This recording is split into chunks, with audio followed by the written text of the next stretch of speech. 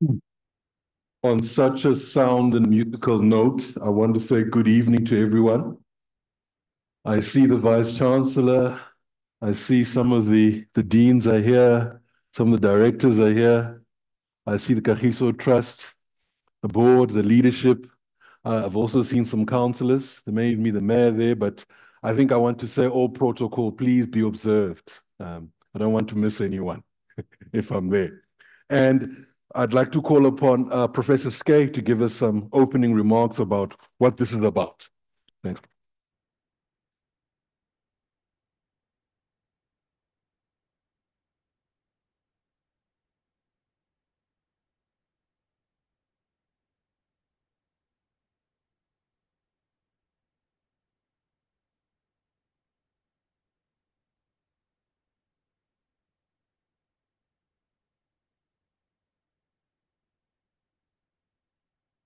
Thank you, Tabang. Welcome everybody to this, what we'd like to call the Rhodes University Kagiso Trust inaugural Beyers Naude lecture. And later on, our guest speakers will be introduced to you. I have been profoundly affected by Nobel laureate poet Virapatsi Kokotsile, who fondly known as Bra Willie. And Bra Willie wrote a poem called Past, Present, Future. And what's interesting about the poem and the title is that he made past, present, future a single word. And I think that that sums up where South Africa is 30 years still into our democracy. We at Rhodes Business School, using a methodology that was developed by the Harvard School of Governance, the Kennedy School of Governance, and they have a methodology called problem-driven iterative adaptation, which is obviously a bit of a mouthful. So the acronym goes by PDIA. But it's a very powerful methodology because it's about building state capability.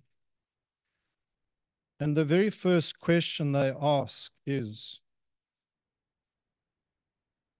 what is the problem? And the reason that they ask this is that we often jump to the solution without really thinking through what the problem is. So we might start tonight by saying the problem is that we don't have a nation that is doing something together. We are not building a nation together. So the next question we ask is, why does it matter? But they challenge you to not just ask it once, but to ask it more than once. And so in answering that, we might say, we're not building a nation together. Why does it matter? Because if we don't do it together, we will not go as far as if we were to each do it alone. Why does that matter? Because by going further means we can do more for all. Why does that matter? Because we can build a prosperous, peaceful, equitable, and just society, which is exactly what the mandate of Kagiso Trust is. So tonight is a partnership between Rhodes University, where leaders learn, Rhodes Business School, whose essence is leadership for sustainability, and Kagiso Trust, who are working towards a prosperous, peaceful, and equitable and just society. Well, last night I had the huge privilege, and I'd like to just acknowledge Johan Naude and Rita Naude, the eldest son of Dr. Beyers Naude.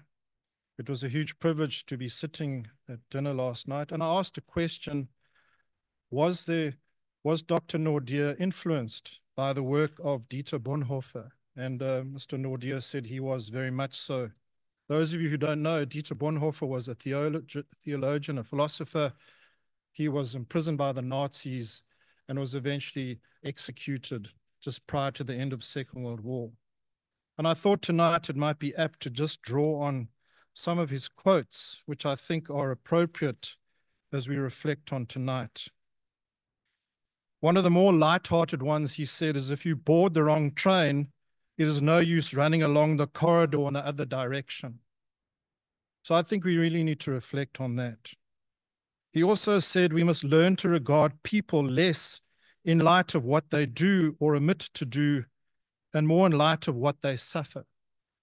And the issue is that the world has achieved a lot, but we all acknowledge that it seems that we're more divided and polemic than ever in many respects. He also said it is very easy to overestimate the importance of our own achievements in comparison with what we owe others. And I think I highlight that because very often we hear today that some of the problems that South Africa faces still is because those that really created our democracy gave too much away. And so past, present, future. And lastly, and I think that this is the most powerful one of us said the ultimate test of a moral society is the kind of world that it leaves to its children. So tonight is about why does it matter? Tonight's annual lecture is about why does it matter? And just following on from that, as you listen to the address tonight about why does it matter, the other questions that we need to ask is, to whom does it matter? We need to really reflect on who matters in all of this, not just ourselves, but everybody in our country. Who needs to care more? And lastly, how do we get them to give it more attention? Thank you very much. We look forward to hearing the addresses tonight. We can now say that the annual lecture is about to commence. Thank you.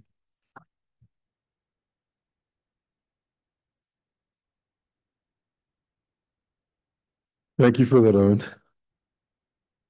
We are going to hear a little bit more about partnerships. And I think we're seeing that, in our town of Makanda, to get things done, we're needing partnerships. So it's going to be quite positive to get from Dr. Mangondi Moitsa just some reflections on partnerships.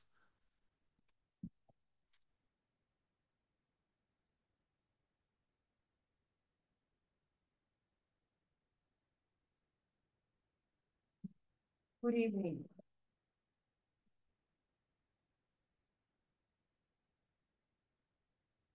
Thank you, Master of Ceremony. Let me acknowledge tonight the Vice Chancellor, Professor Sizwe Mabizela, the head of the Rhodes Business School, Professor Owen Skay, the staff of the university, the mayor of Makana, and the councillors that are here, the chair of Kagiso Trust, Memankoni Ntsaba, and the trustees and the committee members of Kagiso Trust, the Naude family, distinguished guests, ladies and gentlemen. It's my great pleasure tonight to welcome you as we talk about the origins of this lecture and what partnership means. I welcome you on behalf of Kagiso Trust to this inaugural lecture at the Rhodes University. The very first lecture was launched way back in 2003. And when it was launched, it was given a special name, the Beyers Naude Memorial Lecture. The keynote speaker on that occasion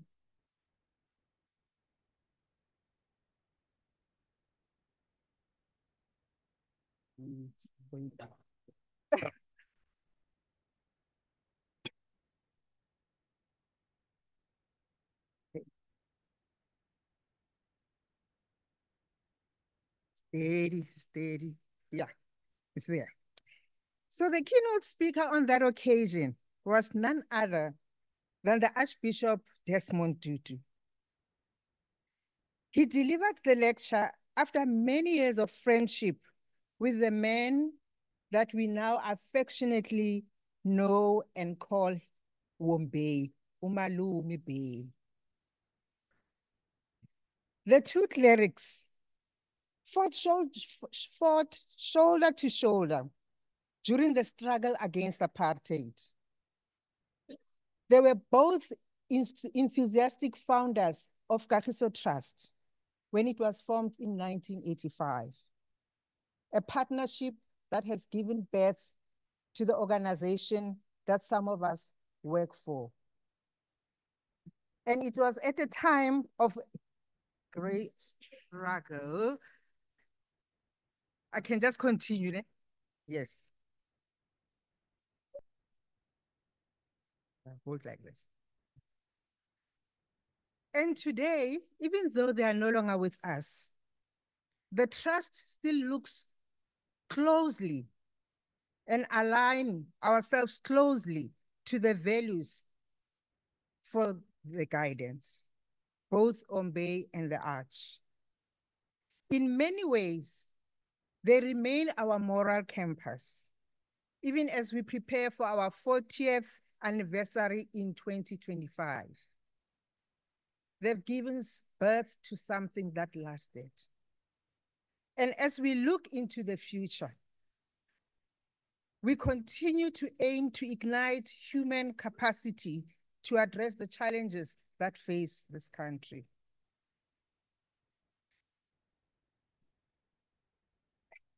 No, you're part of the speech, don't worry.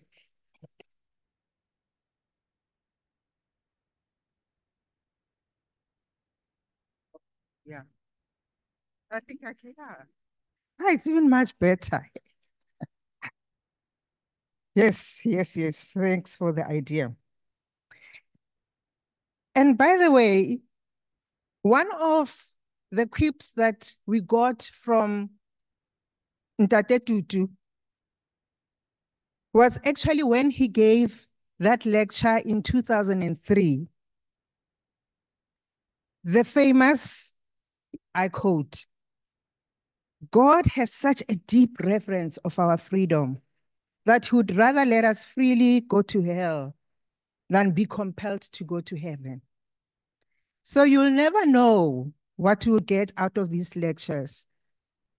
That will be a provision that lasts us for the next 40 years. So we are here to listen carefully.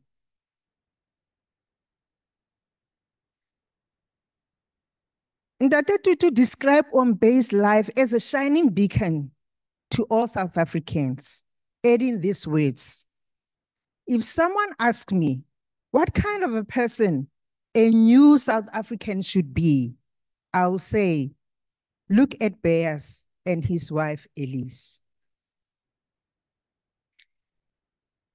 Ntate Mandela went on to quote Martin Luther King, who said, "If we do not learn to live together, we shall die together." Partnerships, collaborations are not a luxury, but a necessity for our country right now. Ombey and Dani Elise paved a way during difficult times. It was not comfortable to collaborate, and they remain, for Kagiso Trust, a lodestar, the force and example for something very simple. We must build one another and we must build together. We have repeatedly found that when we collaborate fully as partners in goodwill, in the work that we have been doing as Kagiso Trust over these many years, our impact becomes exponentially multiplied. Of course, not all partners are aligned. Sometimes separation is inevitable. Actually, Ombey himself found himself in that very situation in the early 60s. You'd all remember with the Sharpeville massacre that distressed him so much that he parted ways with the Dutch Reformed Church. Later in his life, when he reflected, he said, One's quest for life and liberation, it's an enduring journey. There are barriers and repeated barriers to cross. And each time, there are those who will refuse to cross with you. In the South Africa we have today, we need more people that can cross together. He emphasized that we need to look together at what are the major obstacles. Why are these obstacles that we spoke about 40 years ago still prevalent at the rate at which they are? Why is poverty? Why is unemployment? Why is the situation of the marginalized still feels like we haven't moved the needle? So we need to stand together in solidarity. Beyers viewers, you can never be fully human unless you have discovered the humanity in other human beings. We have been blessed and privileged as Kagiso Trust that he walked the corridors, he was in the passages that we are walking in every day. And his approach continues to guide us. We endeavor to form partnerships, even though sometimes it's a difficult effort.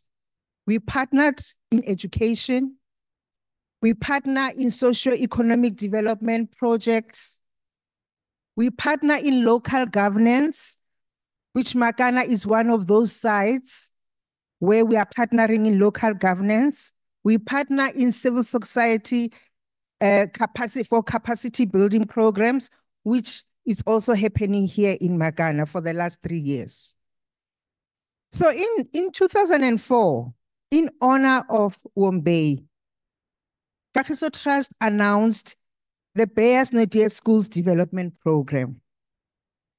As we speak today, it has benefited hundreds of schools, thousands of teachers, hundreds and thousands of learners, in particular in Limpopo and Free State.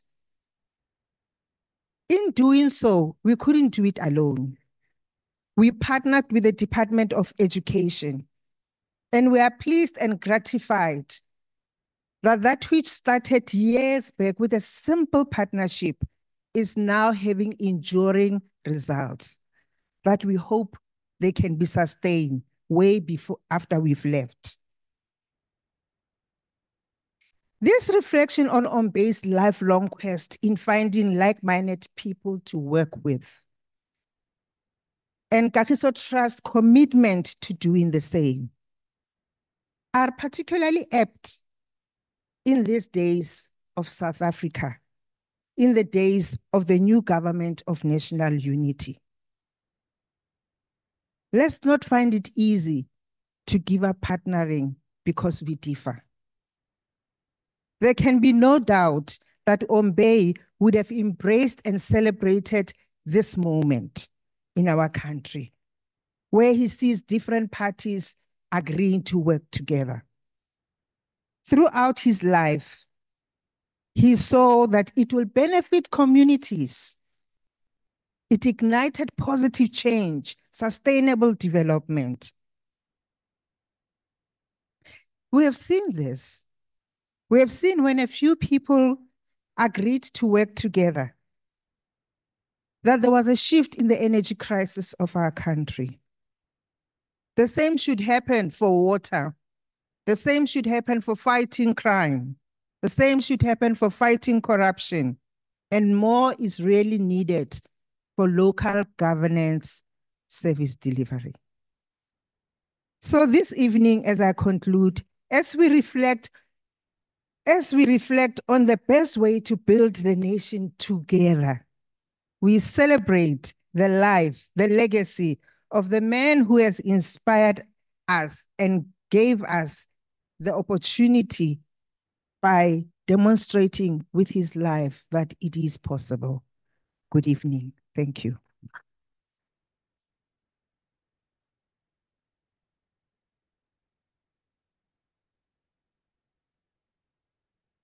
I think this microphone is as stubborn as some of our problems. It wants to show it's in there. I think we really heard what partnerships are about, and I can think of how Free State is now one of the best performing education centers because of Kagiso Trust's intervention and partnership with the government there. I want to call upon our Vice Chancellor to set us in context of why we are here. And just remember the mic is stubborn.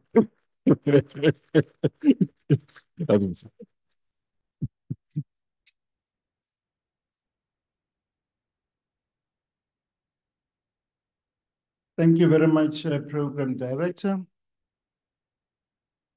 Chairperson of the Board of the Kagiso Trust, Me Manko Nensaba, graduate of Rhodes University, and other members of the board, Chief Executive Officer of the Kagiso Trust, Ms. Mankode Motse,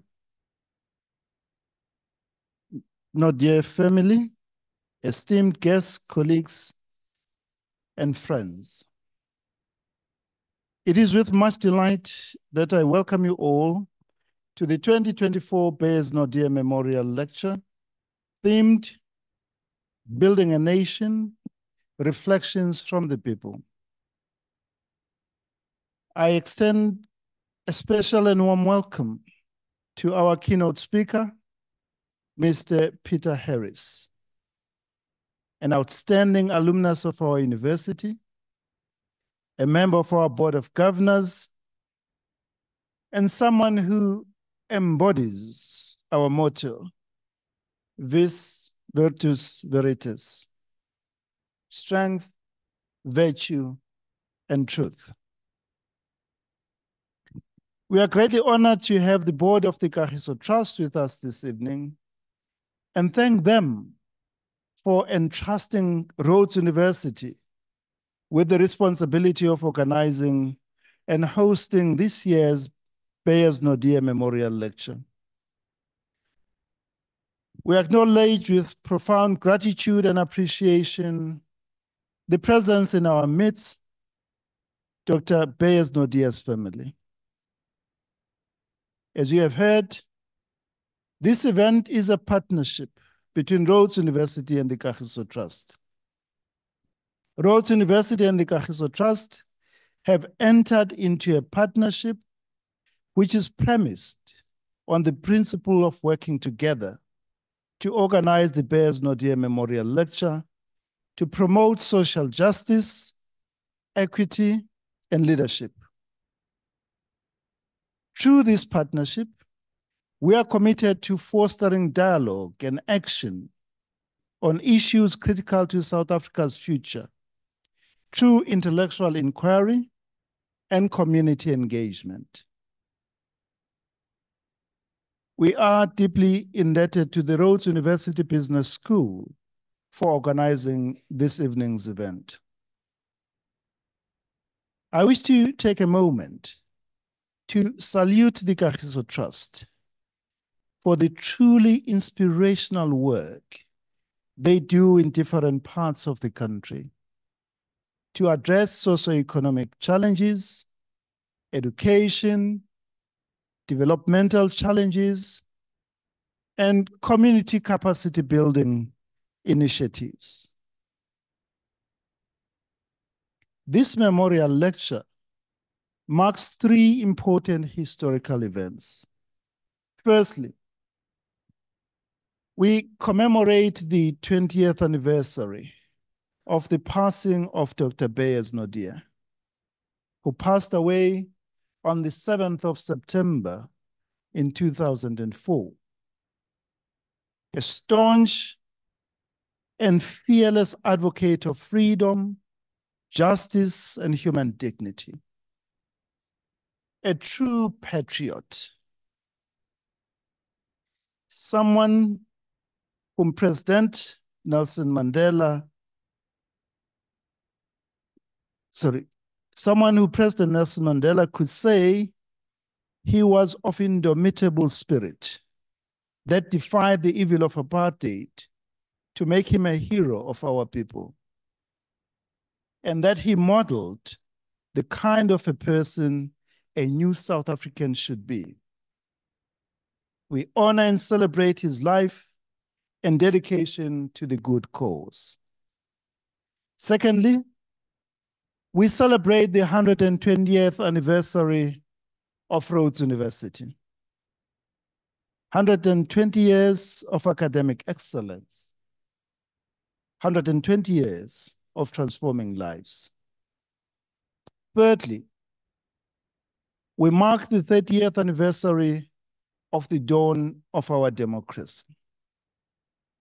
Given all these important milestones that we acknowledge this evening, it is fair to ask, are we still on course to realize the society to which Ombay and other freedom fighters dedicated their lives and gave their all? On the 27th of April, 1994, we embarked on an ambitious and yet eminently achievable course of building a new nation founded on democratic values, social justice, and human rights. A transformed, non-racial, non-sexist society, a prosperous South Africa which upholds human dignity and united in its diversity. It was on that memorable day when we stood patiently in long and winding queues that the winter of despair, of centuries of colonialism and decades of apartheid, gave way to the spring of hope of a constitutional order, as South Africans of all races cast their votes in our first non-racial and democratic elections. The early years of our young democracy were characterized by unbounded enthusiasm for national reconciliation, nation building, and solidarity. It was indeed that new spirit abroad in our nation that moved former President Thabo Mbeki to proclaim proudly and confidently that, I quote, "I believe I know this as a matter of fact, that the great masses of our country every day pray that the new South Africa that is being born will be a good, a moral, a humane, and a caring South Africa, which as it matures will progressively guarantee happiness of all its citizens," end quote.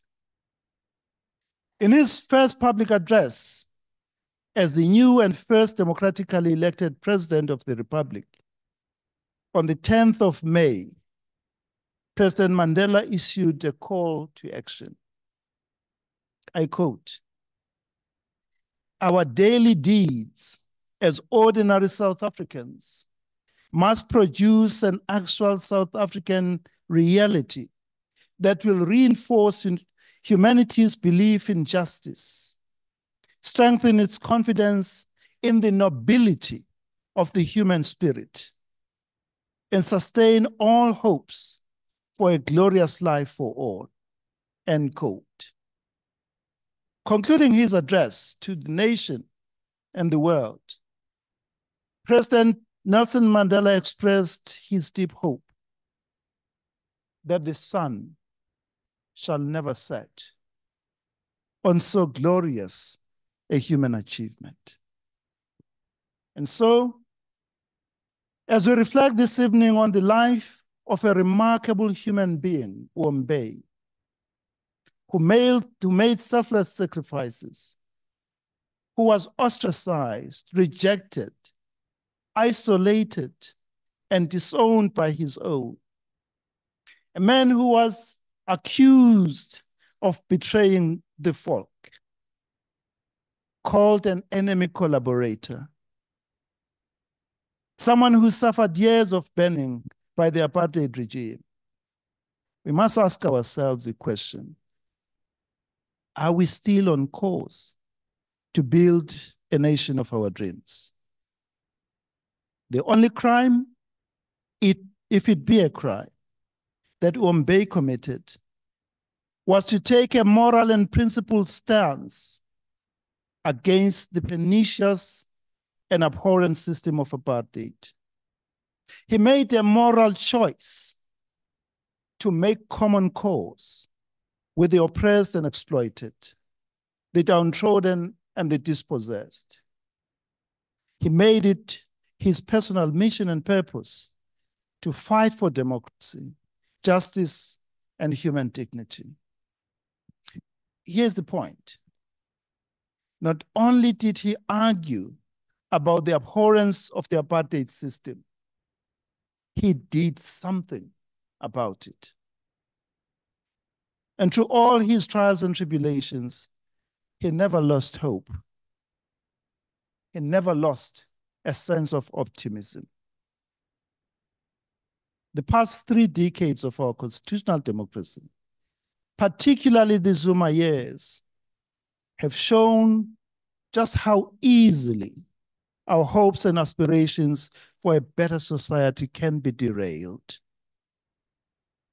We have witnessed a spectacular failure of leadership.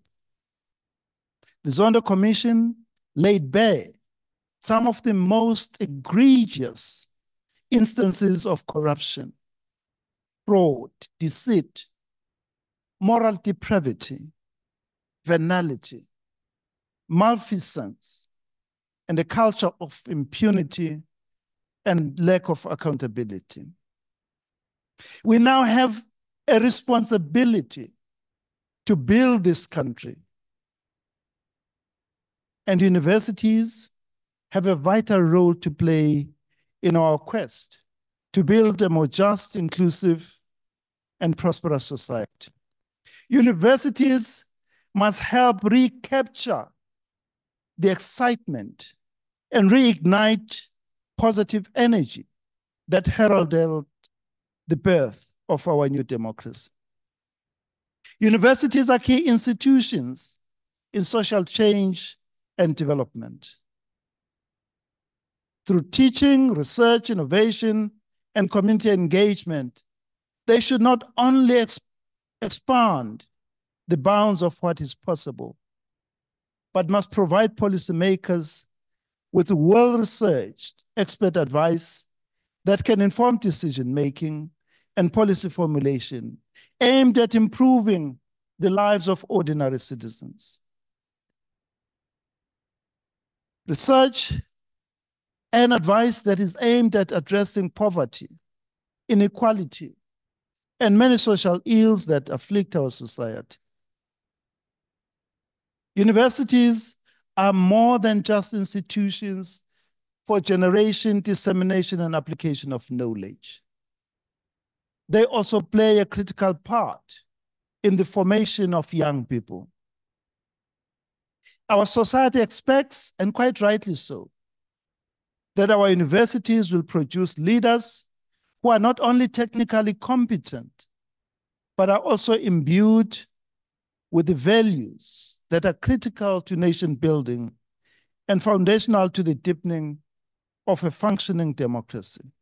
Leaders who are critical, democratic, and reflective citizens. Ethical leaders who are committed to the values of human understanding, social justice, human development, and service to society. Leaders who are unwavering in their support of human rights and environmental justice. Leaders who will not just be content to see our society as it is, but can imagine a better society and can act with courage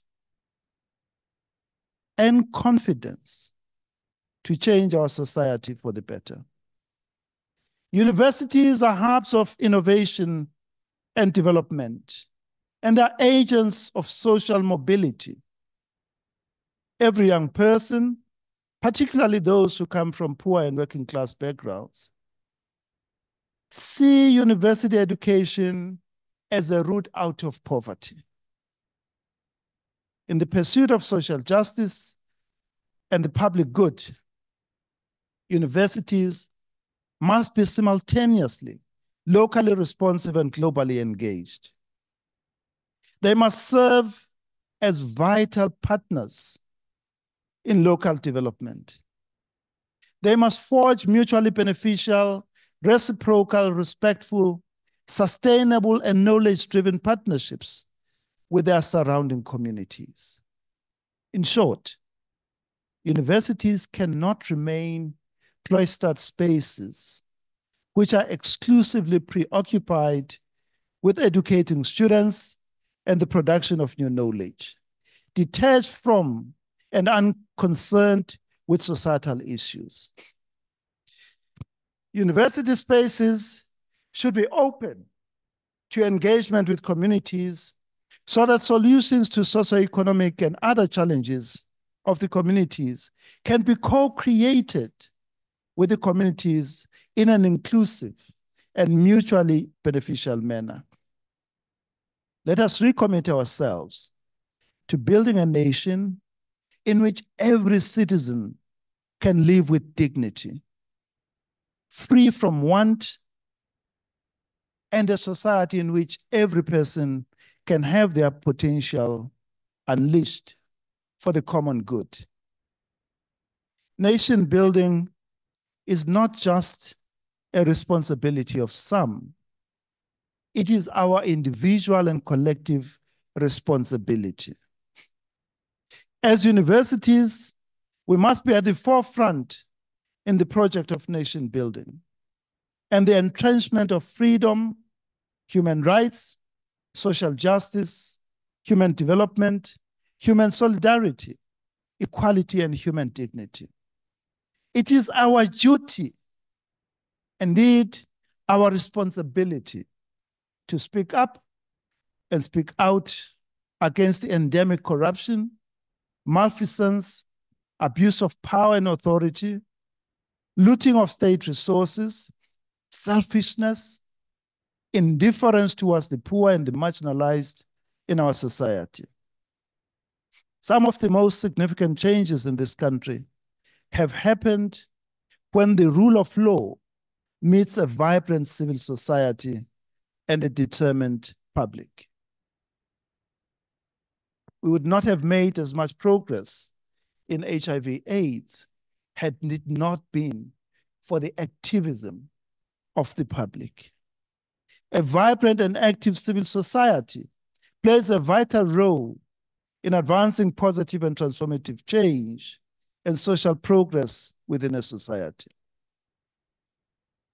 As I conclude,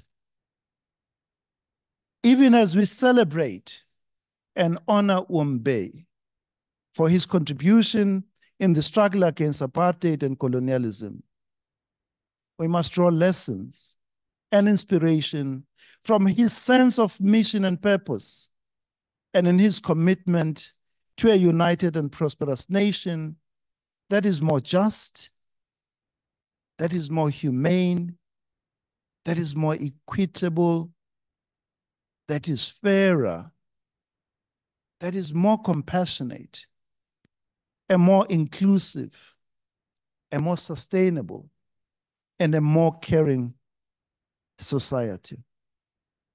The lasting tribute we can pay Uombe is for each one of us to spare no effort in eradicating injustice, poverty, hopelessness, and a sense of despair.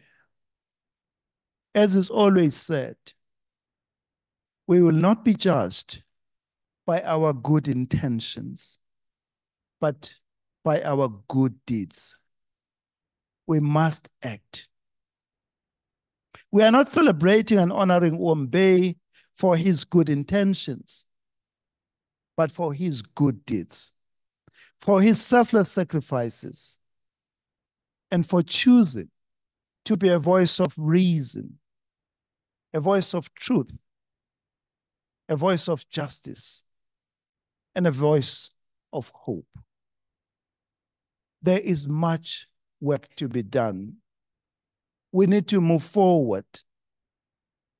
The future is not to be found in the past, but is created by every decision we make and every action we take today. Let us forge ahead with hope, optimism, courage, and resolve. I thank you.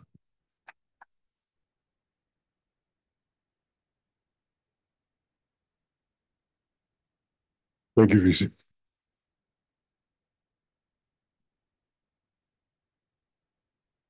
As I listen to the VC and I'm listening to what he's saying, I'm actually shocked that the last 2 weeks we've suddenly heard of a new evil, a new perniciousness, a new corruption called extortion. So I think on that call to action, and it reminds me on what JFK said in 61 about asking not what you can do for your country, but what you can do for your country. You know, so it's showing that places like Kagiso, places like Rhodes are really showing what they want to do. On that note, I'd like to call upon one of our trustees, Dean Zo Nevutau, to present to us an introduction of that, and I hope I got that right, but we'll fix it. Thanks, Dean. There's the mic there.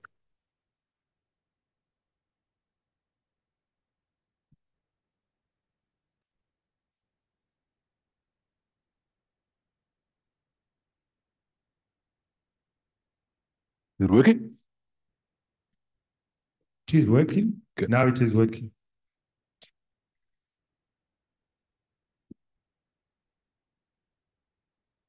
Program director, even though you butchered my son.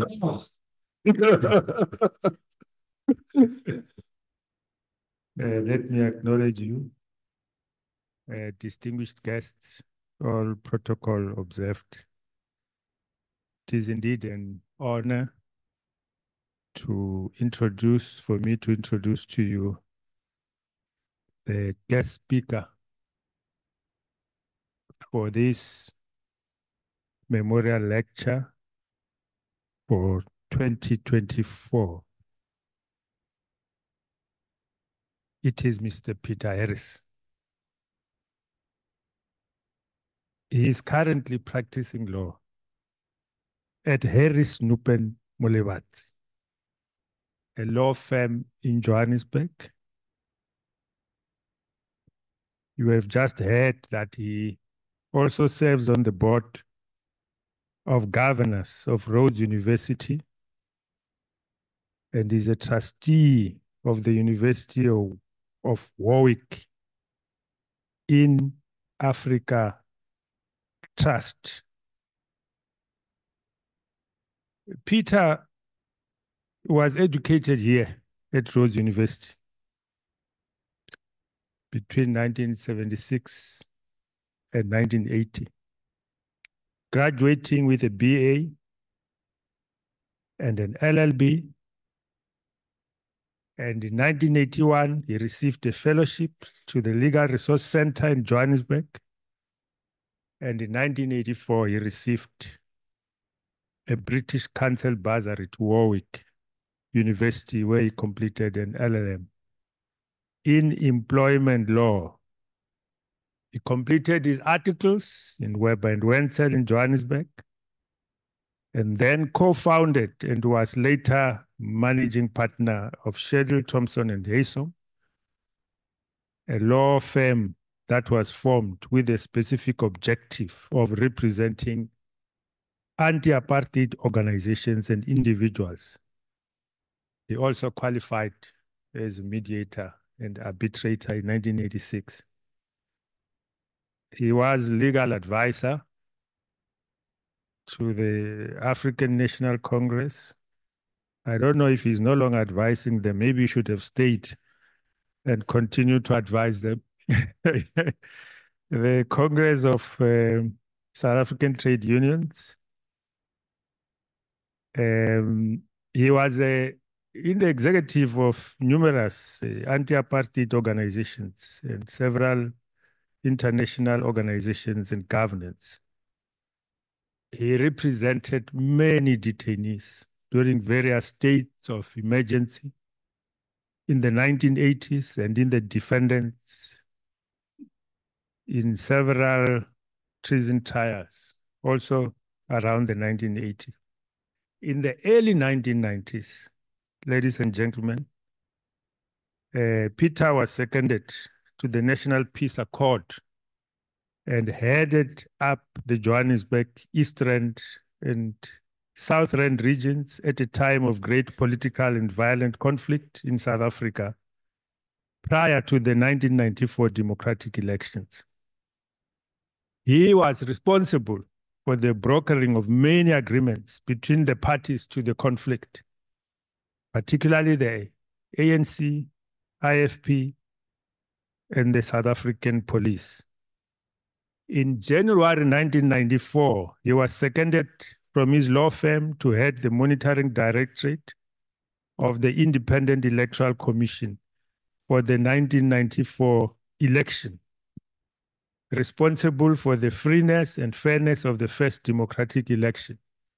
I was remembering this time and making a joke that Peter was sitting in the boardroom while I was working with him. I was at the coalface of where things were happening. In fact,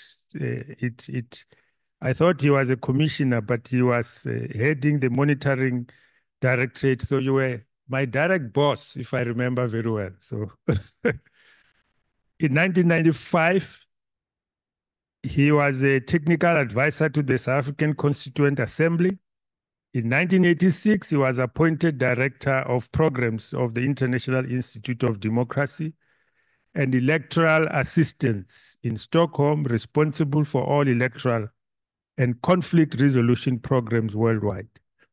Back in South Africa, he co-funded the Resolve Group, a management consultancy of which he was the managing director for 10 years and then executive chairman until it was sold to Ernst & Young in 1912. He is the editor also of a number of books, amongst them he actually edited Democracy and Deep-Rooted Conflict, Options for Negotiations, forward by the former Secretary General of the United Nations, Mr. Kofi Annan. Just finally, a personal reflection, ladies and gentlemen. Peter, like Beyers,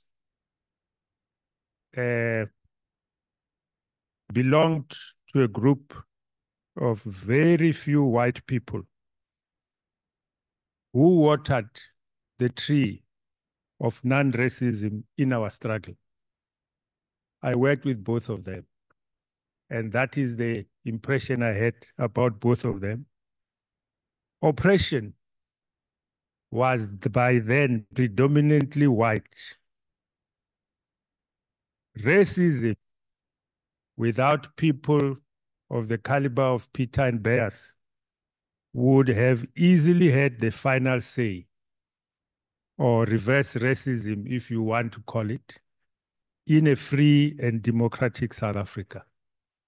We are grateful to God that we had those very few who made such an impact. And ladies and gentlemen, I do present to you this Peter Harris as our guest speaker today. Thank you.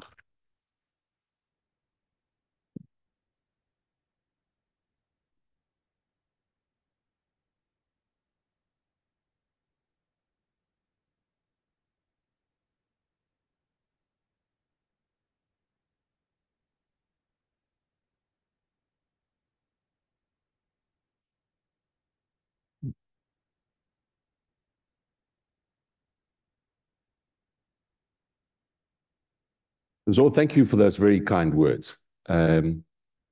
I do appreciate them. I'm not sure I deserve them, but thank you very much indeed. It is appreciated. Professor Mabizela, VC, Chairperson Ms. Ntsaba of the Kagiso Trust, and Deputy Chairperson Mr. Ratsomo, Mayor and Councillors, Deans and other Rhodes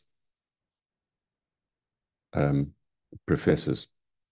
Thank you. It is indeed a great honor to be asked to give the Beyers Naude Memorial Lecture, and also a pleasure to be back at my alma mater.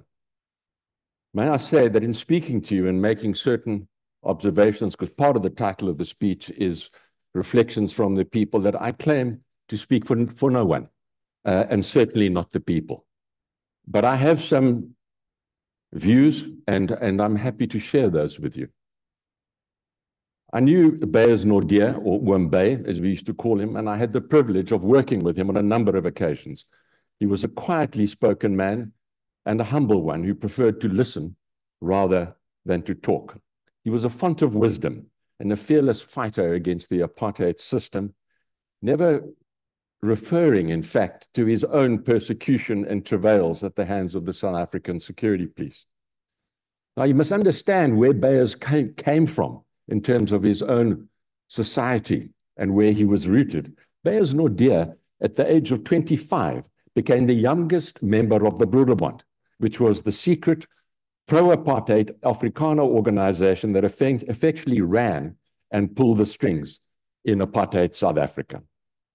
He later became the moderator of the Southern Transvaal Dutch Reformed Church, a very, very powerful religious grouping, which was essentially the church which supported and morally justified the practice of apartheid in South Africa. In 1963, he resigned from the Broederbond, and in September of the same year, he condemned apartheid from the pulpit of his church, having come to the conclusion that it was a heresy and should be resisted at all costs. He was immediately considered a traitor and was completely rejected by the Afrikaner community and indeed by his church. Banning, harassment, and imprisonment followed, and he and his family paid a terrible price. Never once did he let that deter him from his mission, fighting against apartheid and eradicating it from our beloved country. He was resolute in his fight for equality and human dignity for all of the citizens of South Africa. Eric Malobi, who was one of the founders of the Kagiso Trust, was also a man I knew well. I was his lawyer and I represented him on a number of occasions. I also represented the Kagiso Trust in its early years. Eric was an anti-apartheid activist who was detained and tortured by the security police. He went on trial under the Terrorism Act and was sentenced to 11 years on Robben Island. He was the person that first headed the Kagiso Trust. The Kagiso Trust, which received funds from the European Union and dispersed millions of rands in funding anti-apartheid organizations and bursaries for Black students, as well as rural development and housing projects, did a remarkable job in very, very difficult times. In 1985, when it was started, we were in our first state of emergency. The second one followed, which was worse, in 1986. Both Eric and Beyers paid a high price for their commitment to building democracy in apartheid South Africa, and they suffered tremendously for their beliefs. I saw what they went through, as I did with many other anti-apartheid activists. People nowadays tend to forget the extraordinarily high price that many people paid to ensure that democracy in South Africa was achieved. Let's also not forget Johan Haynes, another Afrikaans cleric who was the moderator of the Synod of the Dutch Reformed Church in South Africa. When he turned against apartheid, he paid the ultimate price when, while sitting with his wife and 3 children, he was assassinated in his living room with a single bullet that came through the window and killed him.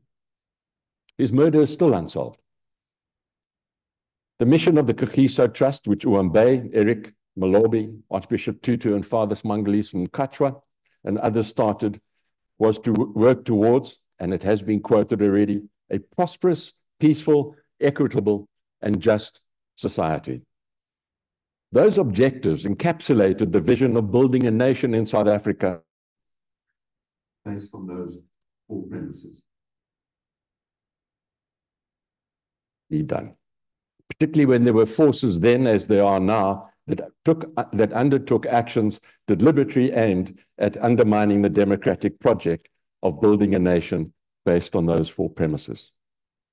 Sometimes, as we walk the difficult road of building our nation and our country, we forget how close we have come to the abyss, and also how on each occasion we have managed to come together as a nation, actually, to avoid that abyss and destruction. Let me give you some examples.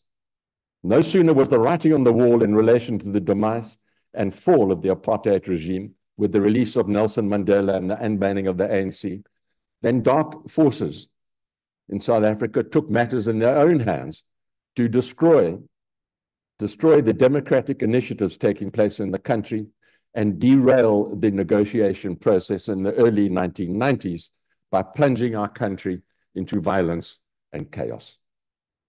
We need to be reminded of how all groupings in our society at that early stage, prior to 1994, from churches to trade unions and other civil society groupings, including the ANC and other political parties, the IFP, came together to form the National Peace Accord to address the escalating conflict between the IFP and the ANC in 1992 and 1993. Who can forget the thousands of ordinary citizens who volunteered for no pay and no reward to become Peace Accord monitors to intervene and attempt to prevent the violence between the ANC and the IFP that was causing havoc in what was then known as Natal, Thokoza, Katlehong, and Vosselrus on the East Rand and the Vaal in Johannesburg. It was critical at that point in our country's history for the Peace Accord to be able to ensure sufficient stability in the country and to stop the fighting and the killing so that negotiations for our democratic future could continue. And they did. The negotiations took place, but before they were finalized, we should remember the repeated attempts of the white right wing to destabilize the country and plunge it into bloodshed and chaos. Who can forget the murder of Chris Hani, a client of mine on the East Rand on the 10th of April, 1993, by an extreme right-winger? At that time, I was heading a structure of the National Peace Accord responsible for the East Rand, Johannesburg, and the Vaal. And frankly, I don't think that this country has ever come closer to burning than we did after the murder of Chris Hani.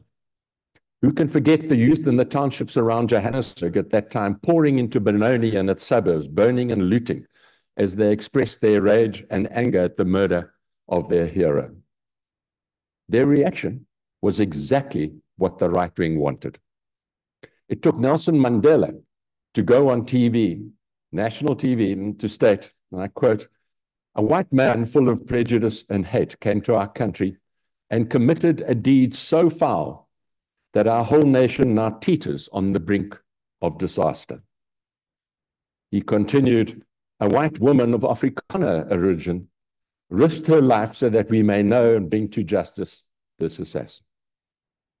He went on to state, "Now is the time for all South Africans to stand together against those who from any quarter wish to destroy what Chris Hani gave his life for, the freedom of all of us." It is widely acknowledged that that speech saved the nation from chaos and destruction. Also, within days, the National Party government and the ANC realized that all of their negotiations would come to nothing if the country were to burn and self-destruct. It took a late-night agreement between the South African police, signed by General Carlitz, and Thabo Mbeki of the ANC, brokered over many hours at the National Peace Accord offices in Johannesburg, to establish the rules of engagement and a code of conduct that would apply on the day of Chris Hani's funeral at the FNB Stadium in Soweto. In essence, the police did what was unheard of up until then. They agreed to step back and give complete control for security enforcement to marshals of the ANC and the National Peace Accord. There would be 3 rings of control around the marches, and there were tens of thousands of them as they moved to FNB Stadium from all over what was then known, well, what is the Witwatersrand, but is now Gauteng. There would be 3 rings of control. Firstly, thousands of ANC marshals. Secondly, 15,000 Witswil Peace Accord monitors, and then the police. The ANC stuck to that agreement on the day of the funeral of Chris Hani, and actually, so did the security forces. Somehow, miraculously, we got through that day and the days thereafter. Paradoxically, the murder of Chris Hani by white right-wingers, instead of resulting in chaos, brought home to the political parties that negotiations should be fast-tracked. Within months, a date was set for our first democratic election by the negotiators at Kempton Park. It was to be the 27th of April, 1994. That date was set in stone. The problem was that all previous elections in South Africa had only been for white people, some 3 million odd. This time, it was going to be for the entire adult population, which amounted to 22.5 million people. The IEC was formed in December 1993, and while an election normally takes at least 2 years to plan, this job had to be done in 3.5 months. What's more, there's no voters' roll, and that's important because if there's no voters' roll, you don't know where people are going to vote. You don't know how many people are going to pitch up at a voting station. It could be 50,000, and that's exactly what happened. At the same time, there was still political violence between the IFP and the ANC in particular areas, with the emphasis on KZN and the East Rand.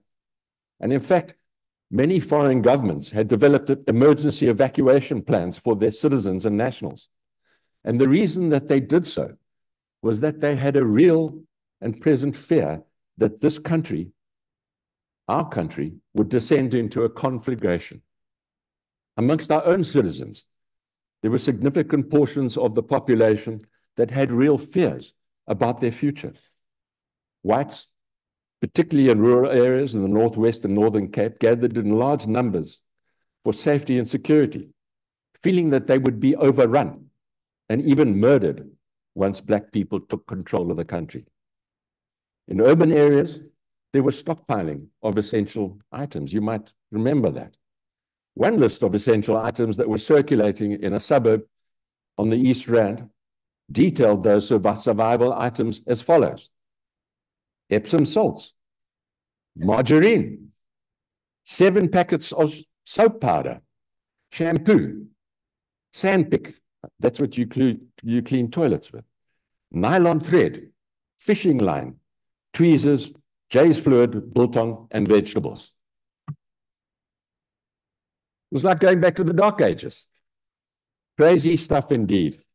The right wing, as we know, tried to derail the election by planting huge bombs in various parts of the country, particularly in Johannesburg, and they went off, killing a number of people and spreading fear and terror throughout the company. And also, let's not forget that the IFP, led by Chief Buthelezi, refused to take part in the election until 6 days before the election. Prior to joining the IFP, the South African Defence Force had deployed serious forces to KZN because they suspected that the right wing had been supplied a massive amount of weapons by the South African National Defence Force, which in fact they had, and which was confirmed later in the Truth and Reconciliation Commission. The Defence Force was planning for an all-out war in that province, and they tried to prevent it. But the fact of the matter is that the country was not prepared to allow those actions to prevent the holding of our first democratic election. Too many people had suffered and too many people had died for that election to take place. There were huge queues, lots of logistical problems. We ran out of invisible ink. Everyone pitched in. Chemistry professors at the University of Pretoria opened their laboratories, and with their students started to manufacture the invisible ink. They worked right through the night to make that ink. The entire province of KZN ran out of ballots. Responding to urgent calls, printing houses assembled their workers and worked non-stop throughout the night to print 3 million ballots. The Defence Force, in their helicopters, then distributed those to the furthest rural areas in order that citizens couldn't vote. On those days, the nation came together, and incredibly so. The vast majority of our citizens across all groups and races throughout the country made that election happen. And it was a peaceful election. That was when we had our first GNU. But the first real test of the Constitution and the GNU arrived in a case before the Constitutional Court. In preparation for the first local government elections after our first democratic election in '94, President Mandela amended a section of the Local Government Transition Act, transferring the power to appoint and dismiss committee members from the executive councils, MECs, from the provinces to the national government, which meant that actually the national government could appoint the executives of the provinces. The Western Cape provincial government challenged that, and this was important because the IFP had won the election in KZN, and the DA had won the election in the Western Cape. That legal challenge went straight to the Constitutional Court, and that court found in favor of the Western Cape government, and they ruled against President Mandela and the new government. The country held its breath. The question being asked was whether the ANC government and President Mandela would abide by the judgment of the Constitutional Court. Critics of the ANC and President Mandela at that time had long stated that the ANC was inherently Stalinist, hierarchical, and authoritarian, and that it would not subject itself to the authority or discipline of an external body, like the judiciary. This had the potential to be a constitutional crisis. President Mandela immediately went on national television and stated, "The court's judgment does not create any crisis whatsoever. I should emphasize that the judgment of the Constitutional Court confirms that our new democracy is taking firm root and that nobody is above the law." He made that statement on national television 30 minutes after hearing of the judgment. That's how quickly he moved. He stated, "It's very good that they gave judgment against the president of the country, because that shows that all of us in South African law are now equal, and I welcome that." But we've also had our dark moments. One of the stains on our democratic fabric was the reaction of the Mbeki government to the HIV/AIDS pandemic from the period 1990 to 2001. The pandemic, as we know, resulted in huge loss of life and posed the greatest threat to the public health. In 2001, some 11 years after the start of the pandemic, the government used to treat and prevent HIV/AIDS and prevent mother-to-child transmission should only be made available at a couple of pilot sites. Against this backdrop, and the VC has mentioned this, the Treatment Action Campaign and other non-government associations and members of civil society took the government to court. In the end, the Constitutional Court found in favor of the TAC and ordered the government to make nevirapine available at public clinics and to implement a comprehensive program for preventing mother-to-child transmission of HIV. The government, to its credit, obeyed the order of the Constitutional Court, despite the fact that the court's order directly contradicted their policy on the provision of medication for HIV/AIDS. But in my view, it was a disgrace that the government fought that case all the way to the Constitutional Court. Another low for the country, as we well know, because it's pretty recent history, were the state capture years of the era of President Zuma and the undermining of critical state institutions such as the South African Revenue Service and the National Prosecuting Authority. There was also wholesale destruction and looting of our state-owned entities, and we are still trying to recover that. But I think another event which encapsulated something which we never thought would happen again was the Marikana massacre. That woke us up when 34 persons were shot dead by a police force which used live ammunition as a form of crowd control. Marikana was a perfect storm of coalescing factors that, taken together, exploded in that dry and dusty place to awful effect. The combination of wage grievances, inter-union rivalry, shocking infrastructure, appalling living conditions, and a clearly undertrained and ill-equipped police force was a recipe for disaster. Oh, thank you. And do such conditions or ingredients exist in one form or another, or in multiples, in other communities or situations in this country today? The answer is yes, in far too many places and in far too many communities. We need to think about what that means for us as a society. Another abyss moment was in July 2021, when large parts of KZN erupted in a frenzy of rioting and looting. This appeared to be a consequence of Jacob Zuma being sent to jail as a result of his contempt of the Constitutional Court. There were also attacks on strategic installations in Durban, which was extremely worrying because that, in effect, is economic sabotage. During all of this, the army and the police were simply missing in action. They weren't there. There appeared to be nothing that could be done to stop the violence and the looting. The great fear, of course, was that it would spread to other provinces in the country, particularly Gauteng. While there were incidents, in fact, of looting and rioting in Soweto, particularly the Jabulani Mall, which actually is right opposite a very big police station, the citizens of the country and key elements in civil society banded together, just as they have so frequently in times of crisis in this country. And they said, no, no, this country will not burn. Central to this, interestingly, were the taxi associations and other civil society organizations who played a critical role in guarding shopping center premises and also discouraging individual groupings who were intent on looting those premises.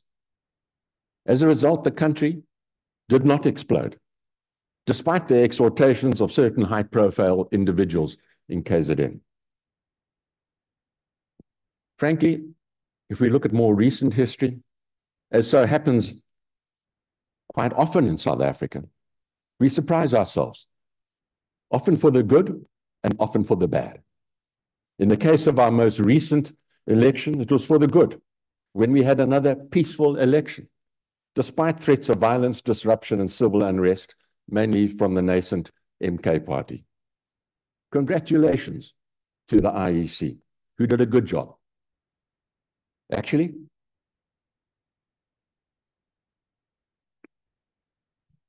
we have had 6 peaceful elections since 1994. And unlike in certain other countries, the losers in South Africa accept the result. The same cannot be said of elections in other countries. In the United States in 2020, when Donald Trump lost the election, he urged his right-wing supporters to storm Capitol Hill, which they did, looting, ransacking, and engaging in armed conflict with the police. And in fact, I was watching the presidential debate between Kamala Harris and Donald Trump this morning. It's obviously evening in the United States, and he still insists that the election was stolen, and in fact that the looting of Capitol Hill was caused by the reaction of the police. So he blamed the police. Interesting. So now in South Africa, we have our second GNU. A comparison of the original government of national unity in 1994 and the current GNU reveals that the first cabinet of Nelson Mandela was a creature of compromise. The interim constitution of 1993, which stated in section 88 that any party that had a minimum, that got a minimum of 20 seats in the National Assembly would get a cabinet position. And so there were cabinet positions in that GNU for the National Party and the IFP.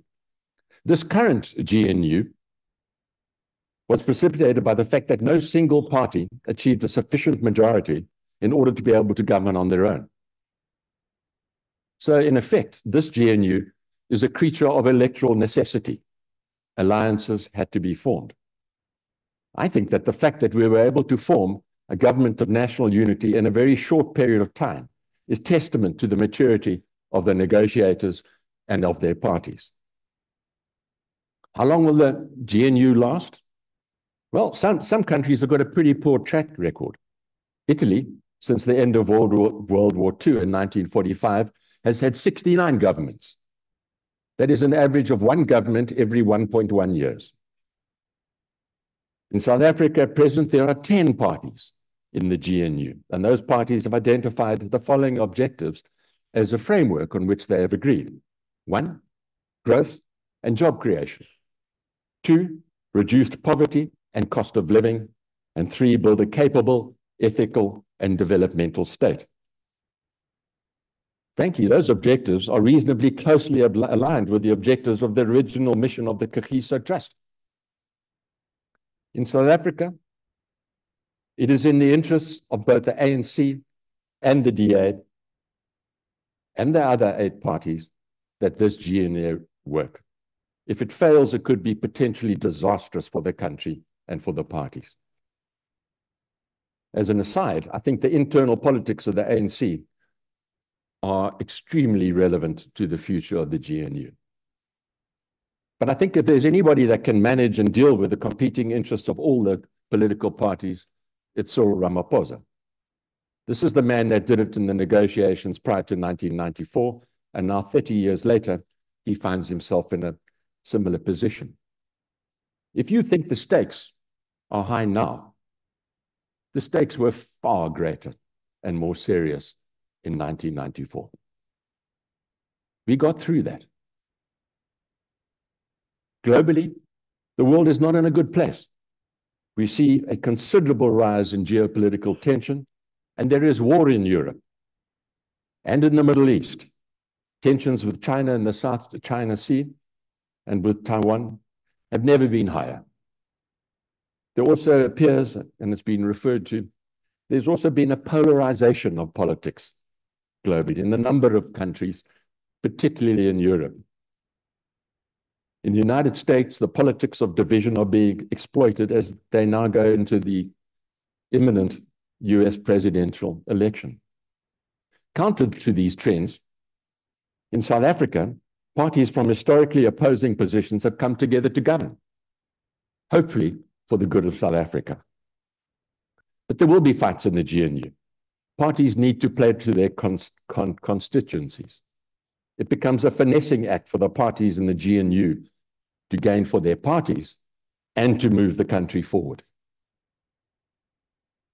I think, and I submit, that the GNU needs to have peripheral vision, to be aware of the other parties and their needs and interests, and that can be said of all South Africans. We need to have peripheral vision, to be aware of those around us, both at an individual and community level, and to address their needs and interests. And we need to take the interests of the country into account in building that nation, our nation. With all our differences and our diversity in this wonderful country, we have managed to negotiate and navigate our way to democracy and through democracy over the last 30 years.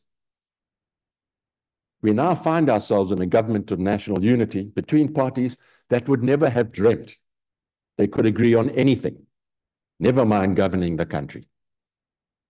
Are there dangers? Absolutely. There are other parties in opposition, one of whom does not believe in the Constitution, or for that matter in democracy, but rather a form of rural feudalism based on a rejection of the rule of law. I also think that Beyers Naude would have been disappointed to see that 30 years into our democracy, there remains massive inequality, poverty, and unemployment. Many of our people still do not have access to running water, electricity, basic education, adequate healthcare, reasonable and regular access to social security, and critically, basic human security, particularly for women.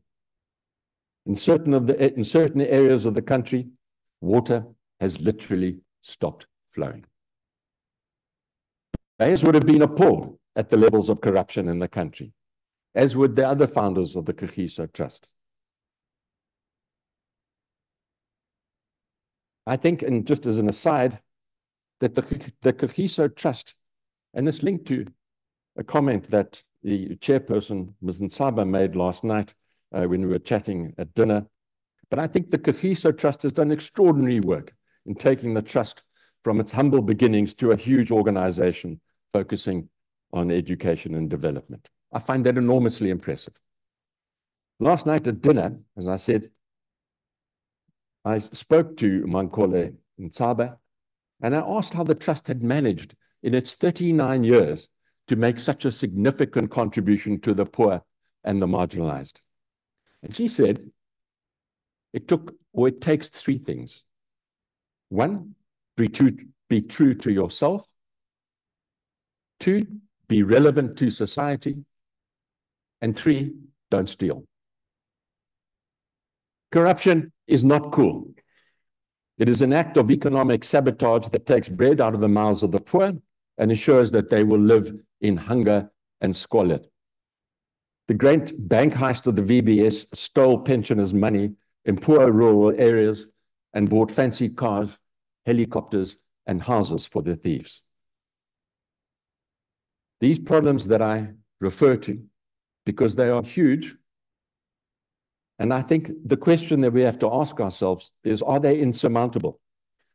Are they greater than those we faced in our history pre-94 and post-94? Certainly not. We have strong democratic institutions, including an independent and strong judiciary. We have robust parliamentary debate and a free and independent press. You know, as South Africans, we push and shove, we march, we shout, we speak up. Thankfully, we are not a passive lot. Unlike parts of Europe and Middle East, as well as parts of Africa, we are thankfully free of armed conflict. And there's a lot to be said for that. And we've been free for 30 years of armed conflict. Do we worry and stress about our future? Yes. We are a fearful lot. And history has made us so. But the bottom line is that in this country, we get things done. And we continue to surprise ourselves and the world with our achievements. My firm view is that in the next few years, we will continue to surprise ourselves for the better. But I do think that we made assumptions post-1994, which we know no longer can be held to be true. We assumed then that the institutions of government and that those that ran them would ensure democratic governance, accountability, and the delivery of basic services and rights to the majority of South Africans. We sat back on our chairs and we kind of snoozed off, thinking that all would be fine in a democratic South Africa, without realizing that democracy entails the constant and vigilant safeguarding of rights. And we must continue to do so every week and every day and every month and every year. We have to do better as individuals, communities, and government. If we don't do this, we betray the legacy of Beyers Naudé, Desmond Tutu, Nelson Mandela, and so many others. We cannot dishonor all of those who laid down their lives and who suffered so terribly for this democracy and for this freedom to be achieved. This cannot be done by one class or one ethnic group or one language group. It cannot be done by shouting and pointing fingers at each other. It cannot be done by pursuing corrupt self-enrichment at the expense of the poor. We have to do it together while always acknowledging our terrible past. We have to build this nation and its institutions brick by brick to address the inequality and underdevelopment. Our past must motivate and guide the continual striving for justice, development, equity, and reconciliation for all South Africans. Thank you.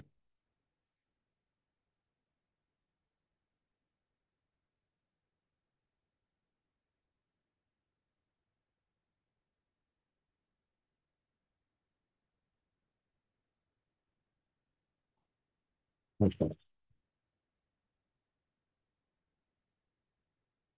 You don't have a Q&A, so let me give them a chance and see if they can respond to us. Okay, sure. Ladies and gentlemen, we would like to give you a democratic responsibility of being able to engage with the speaker and in your erudite and intellectual capacity, I'm expecting those excellent questions. I will take prerogative if things are not as fit as they're meant to be, but I'll allow that. Fake has got 2 mics.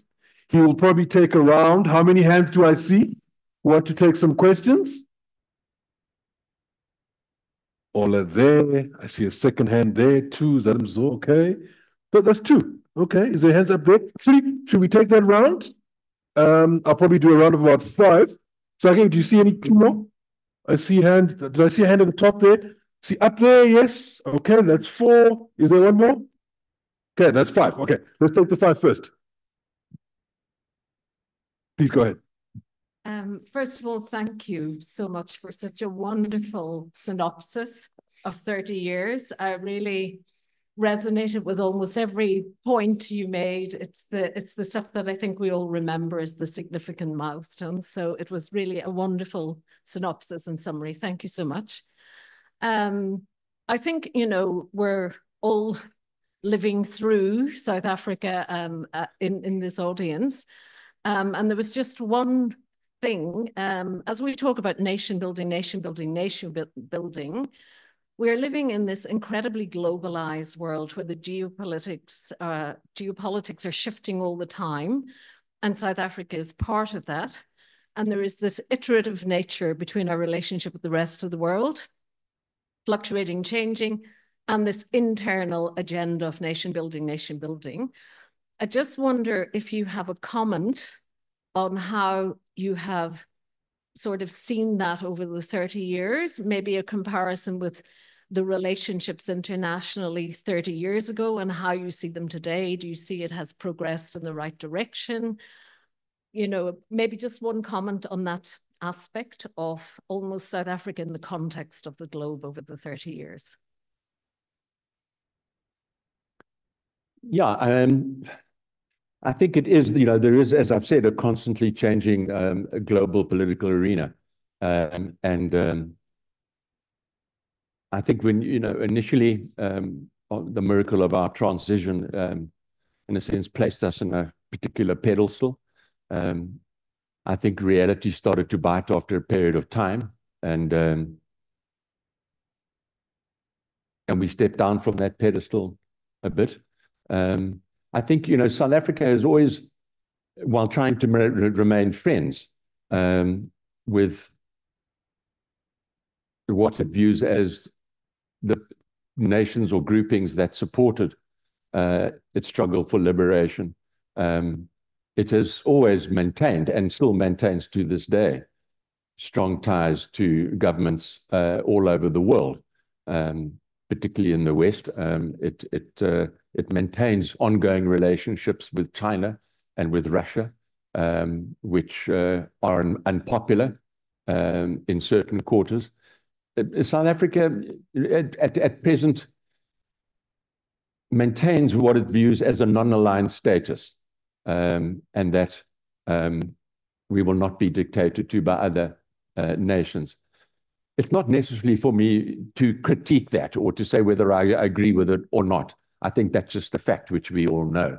And there are things that can change. You know, it's a very difficult situation. And I think in certain conflicts, particularly the Ukraine-Russia conflict, while there were initial criticisms in terms of the position that South Africa had taken or not taken, they have now fairly firmly established themselves as being on the side of peace. and striving to find a peaceful resolution to that conflict. I don't know whether that's possible. You know, it's an ever-changing world, so I'm not sure I can comment much more than that. I think a lot depends on the outcome of the US elections and who gets in. I think there will be profound consequences if Donald Trump gets in. And in my view, those will be negative consequences.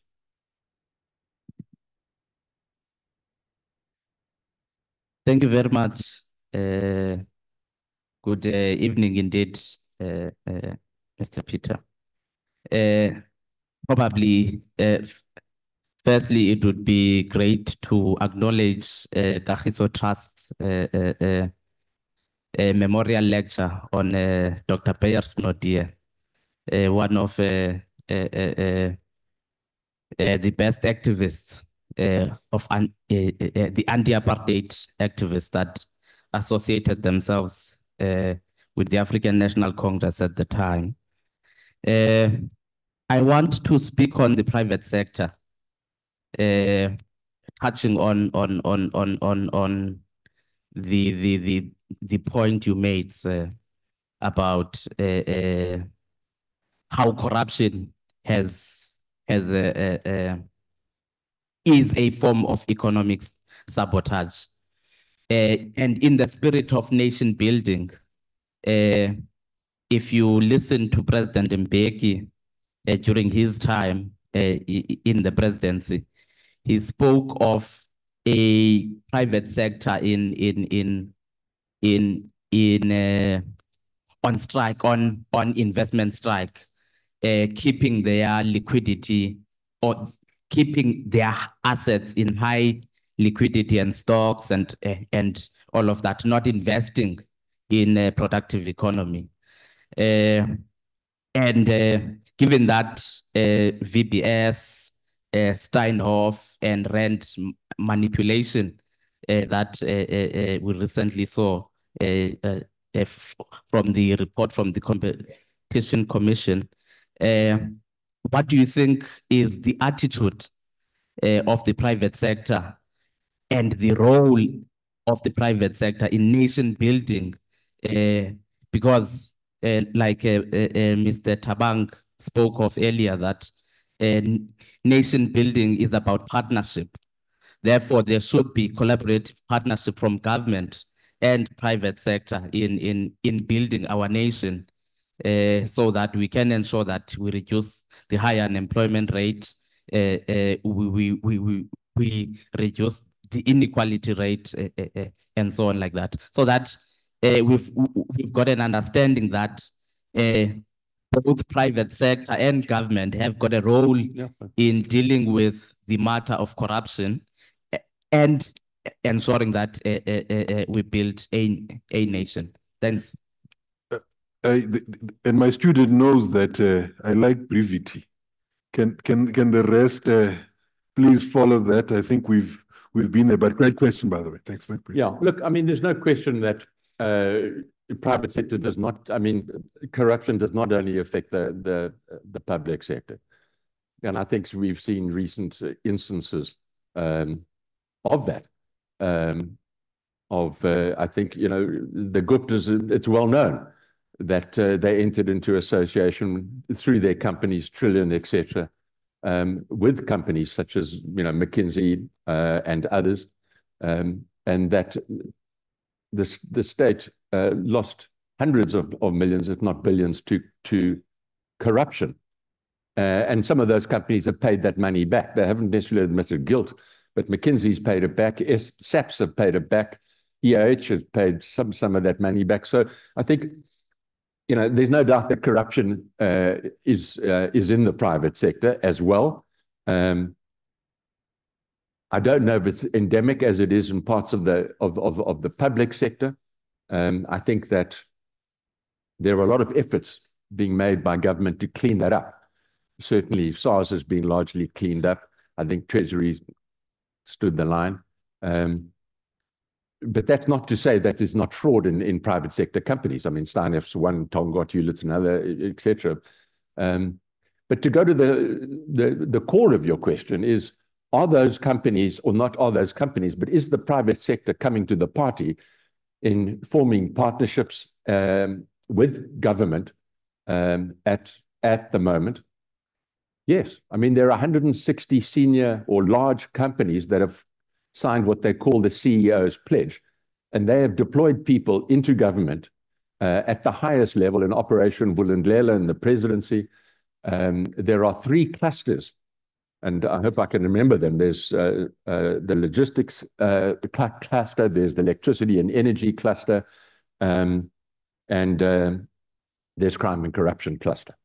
Those are the 3, which are all headed by former CEOs from the private sector, and they've deployed significant resources to address those sectors, those 3 sectors that I've spoken about. And they've had people in the presidency for a long time, for a number of years. And some of those people are from very, very serious companies and that are at a very senior level. You may or may not be aware that one of the reasons that electricity is flowing, and there are a whole range, okay, including the bypassing of the 3 units of the flue gas desulfurization unit at Kusile, and the bringing on back online of Unit 1 at Kuba. But the private sector deployed 120 engineers into those power stations to also assist in their maintenance and repair. So I think at the moment, I think that they are coming to the party. Should they come to the party more? That's a question of debate. But there's no question that they have deployed massive resources with government and are working with government to address the very, very serious issues in this country.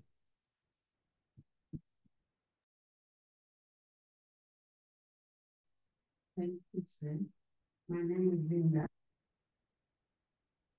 Originally from Grahamstown, as well as an old Rhodian. I'd like to welcome you. Thank you so much. It was such a great presentation you just gave us, and it brought us a lot of great memories and nostalgia in terms of where we come from as a people, as well as a country. And one would not, we could not help going backwards, and you remember each and every moment where you were when certain things happened in history. When we started voting, when Chris Hani died, what was I doing as a person? And now here we are 30 years down the line, and we are standing in this institution that forms part of this greater community of Grahamstown. And Kagiso Trust is part of that, and it's been there for quite a while. And we have seen its inroads, and we are looking back at Free State and we say they've done such a beautiful impact in that part of the country. Mm. And here they are now here in Grahamstown, and probably in partnership with Rhodes University. Now, I just want to go down to the basics, because when we are looking back and say where we come from as people and the contribution that we have done, whether as an individual or as an institution, just to make, you make yourself live and you wake up the following day. But in this case, you have an institution as Rhodes University that is supposed to contribute to the greater development of this small town. And you've got an institution such as Kagiso that is coming on board, and you have all other institutions that are here, as well as the people. So I would like you to come down to that level and say, what role does this institution has?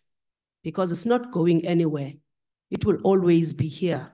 Yes, it will criticize when it needs be, maybe constructively, but at the end of the day, it does have a duty. It does have a responsibility. It does have that responsibility to ensure that the resources that are within this institution are contributing to the development of this town, as well as the people of this town. what would you say as we are moving forward as the country, as the people, what role would they have to play to ensure that that divide is not widened, but it's more getting closer? Okay. Thank you. I think, can we quickly get the other hands so that we can just model it when it's they take it there. So we just wrap up, I think. Yeah, sure. Yes. Yeah, I mean, in terms of the role of Rhodes University, and I certainly hope it will be here in the future. I think Professor Mabizela has sketched that out in his address, I think in some detail, to be frank. And the answer that I heard was that it has to get involved and that it should get involved at a meaningful and important level in the communities in Grahamstown and the surrounding areas. If you ask me, I would say I think it has that responsibility, but it seems to me that that's a responsibility which has been profoundly acknowledged. And in fact, I was very kindly invited to a dinner last night, which was held at a venue, and there were a number of speakers from the community, from the east side, as it was described, who spoke about the partnership that they had with Kagiso and with Rhodes and how important that was. In my view, I think it's absolutely critical that should continue and grow. And to use your words, that the gap shouldn't widen, but it should be made much narrower.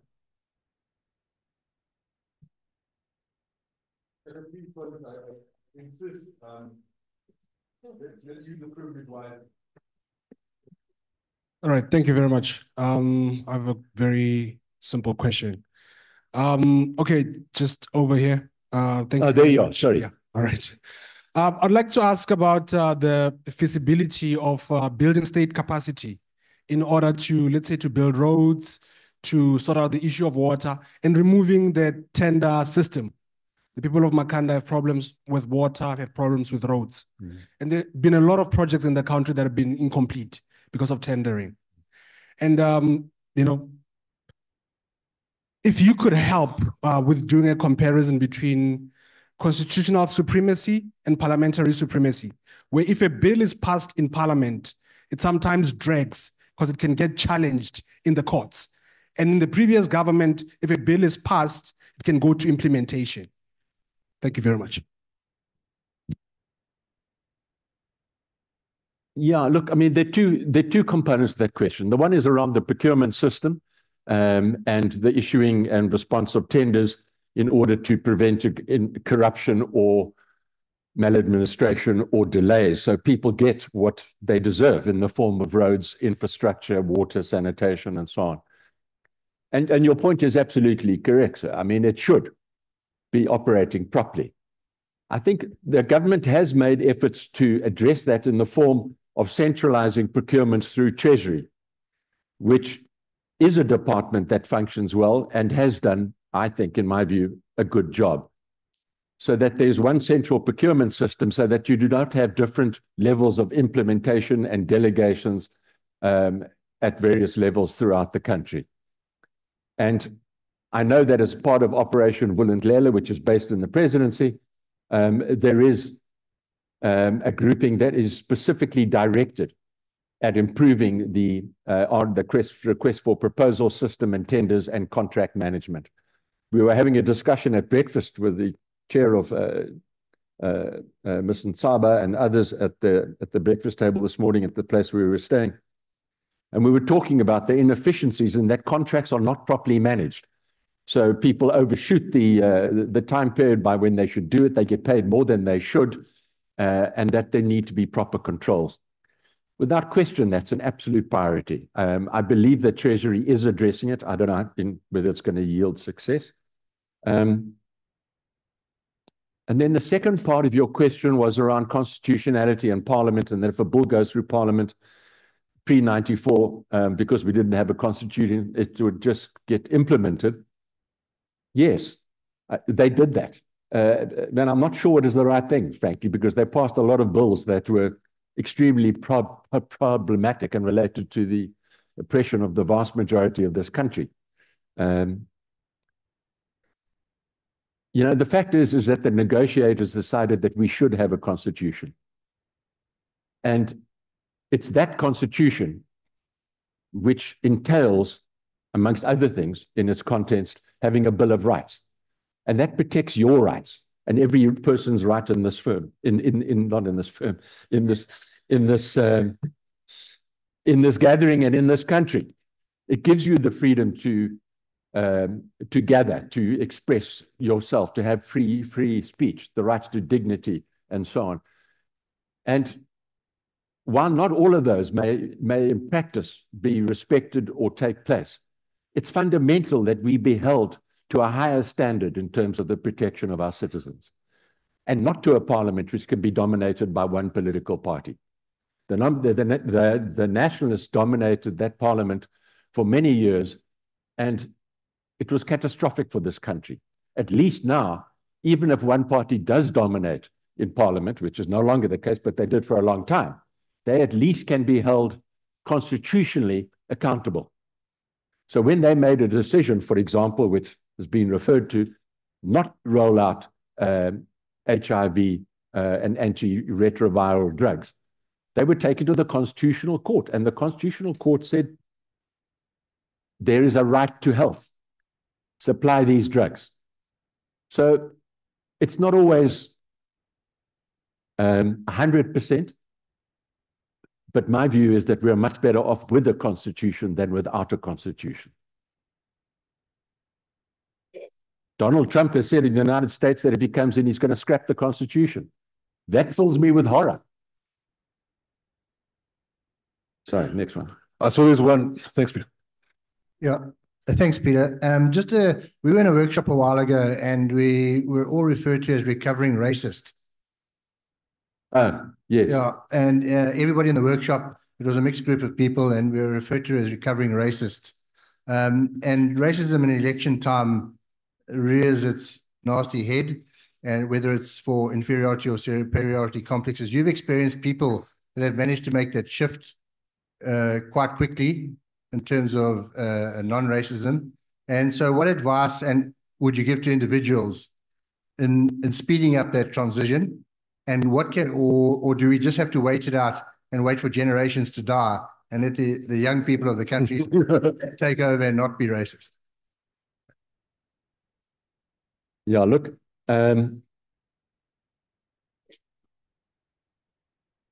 given the history of this country, it's critical to understand what the vast majority of people went through, Black people. And that is going to take a long time for a completely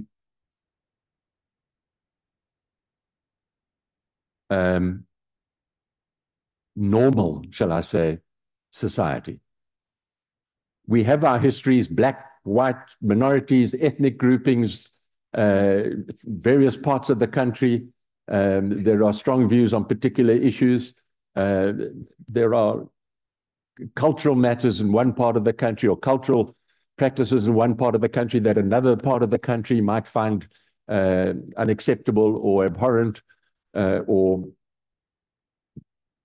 something that they wouldn't necessarily follow.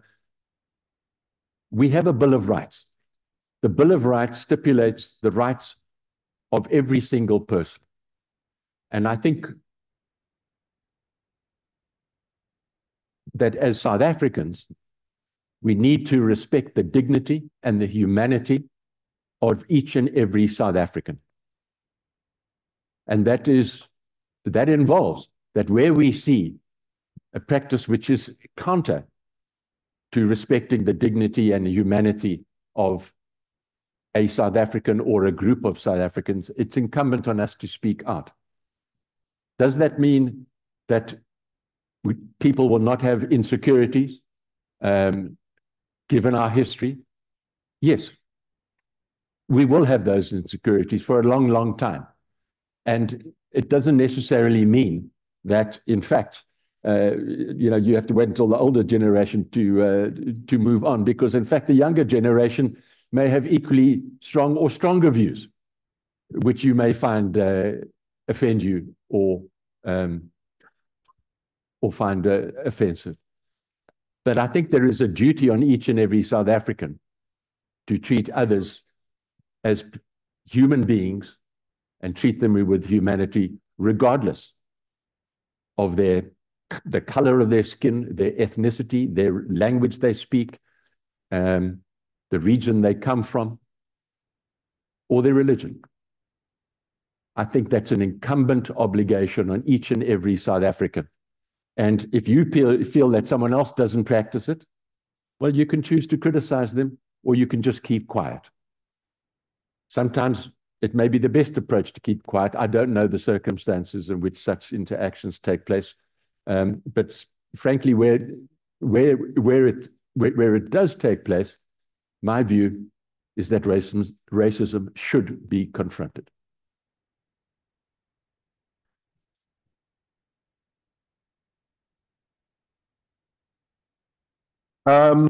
It's a difficult one. You've got such a brilliant speaker here and someone who's got an understanding of where we come from to give you some questions. Who has got a sense of wanting to raise some questions? I just want to see. I see a hand. All right. That'll be the final question. Okay, we don't have time. Okay. Thank you so much, sir. Maybe you'll find us at plenary when we have another chance and opportunity. I think we have to move on. Thank you so much, Peter. Thank you so much. Thank you.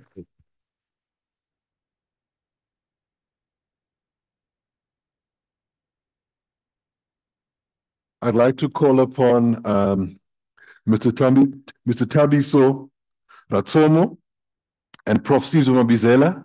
There's just a token of appreciation we'd like to give to Peter.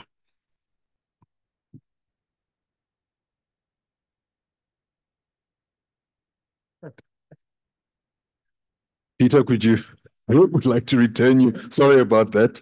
No problem. Another graduate of Rhodes University.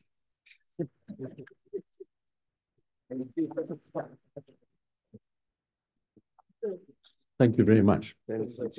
Gosh. Wonderful. Thank you. I will treasure this. Thank you, Teresa. Thanks, Prof. All the best. Thank you. Thank you.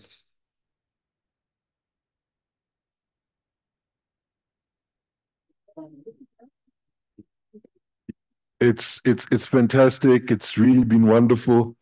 I'd really like to call upon Mayor Mango and Nzaba just to give us some closing remarks, and thanks, Mayor.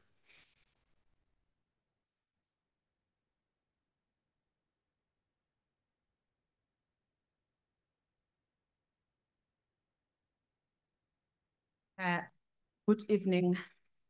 Thank you very much, Program Director, for this opportunity. I noticed that we are seriously running out of time. Yeah. So I will say a few words, few by my standards. And so that we can, get back to go for dinner and get back to our homes in time. But I really would like to start by thanking the municipality of Makana for really accommodating us and accommodating our program. And we are, I've been informed that amongst us we have the council speaker, Mr. Machumza. I didn't see them, but I'm told they're here. And Mr. Mkwenja, they are here. Thank you very much for coming.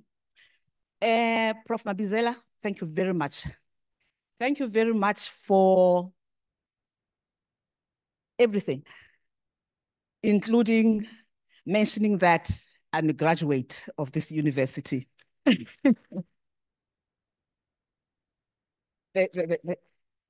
chairperson of Kagiso Trust, Rhodes, deputy chairperson of Kagiso Trust, Rhodes.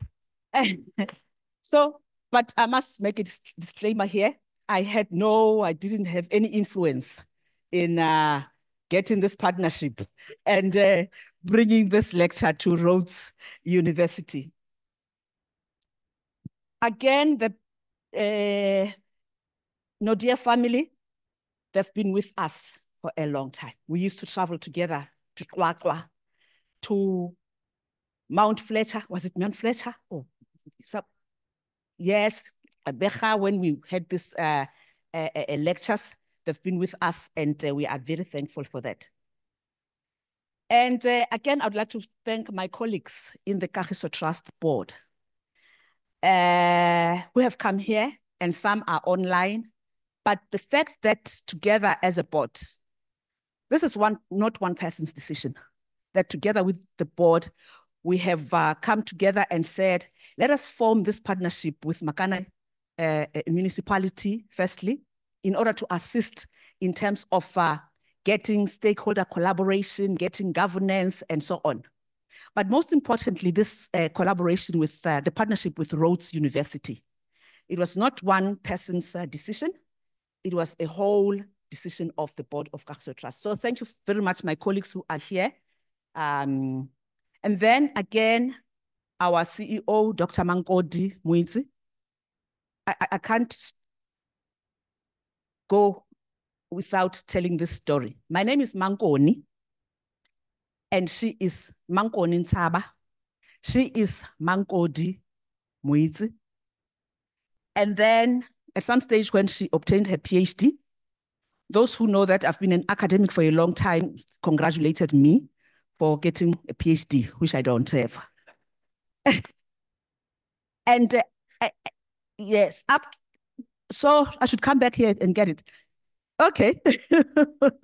I'm halfway there by just this partnership. All right. So thank you very much, Memwinzi, for, together with the team from Kagiso, there are many of them here, many staff members from Kagiso who made this possible. I cannot really call everybody by name, but I am thankful that you made this possible. And again, I would like to thank Peter Harris.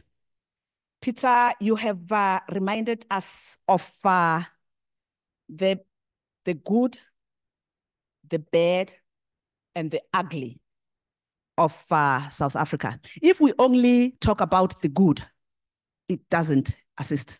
And if we only talk about the bad, again, it doesn't exist. We need to get that balance. And I'm thankful that you managed to bring it together and remind us who we are and how we got to where we are. And actually mention those ugly things that have occurrences that we have to say never again. So thank you very much for that.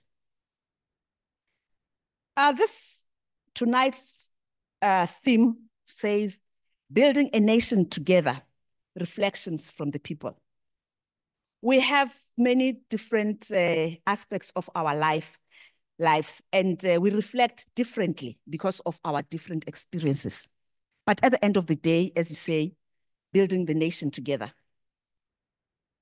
It is very important that we are talking about this building of the nation together while commemorating 30 years of democracy in South Africa. The journey has not been easy, but it has been accomplished. Those 30 years have been finished, and we are grateful for that. And we are looking forward to 30 better years to come.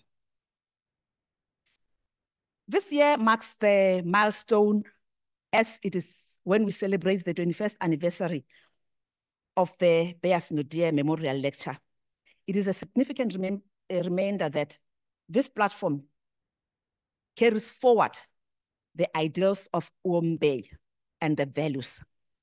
And when Peter mentioned what I said last night, I said you have to be true to yourself, you have to be relevant to society, and don't steal. It's what Kagiso Trust is about. Kagiso Trust does not have shareholders. So who, as trustees, who holds us to account? Our consciences. We don't have shareholders who hold us to account. Our consciences and our relevance to society and to stakeholders. And I can assure you, we don't steal.